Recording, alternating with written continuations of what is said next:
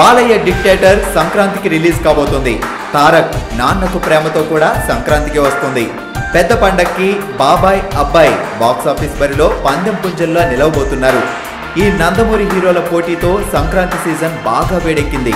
ముందుగా డిక్టేటర్ సంక్రాంతికి వస్తుంది అంటే తారక్ లేటెస్ట్గా జనవరి 13న రిలీజ్ అని ఓ పోస్టర్ రిలీజ్ చేశాడు.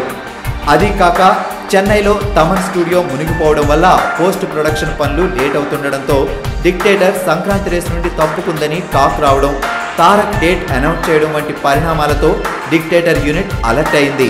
ఇక లాభం లేదని బ్యాక్గ్రౌండ్ స్కోర్ మణి శర్మతో చేయించాలని, ఎట్టి పరిస్థితుల్లోనూ సంక్రాంతికి బొమ్మ పడాల్సిందేనని ఫిక్స్ అయ్యాడు.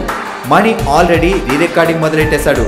బాలయ్య తలుచుకుంటే రిలీజ్ నో డౌట్. కాబట్టి ఈ పోటీని సినిమాలని నందమూరి ఫ్యాన్స్ ఎలా రిసీవ్ చేసుకుంటారో చూడాలి. మరి ఈ క్షణం నుంచి నా లైఫ్లో లవ్ అనే పదానికి ప్లేసే లేదు.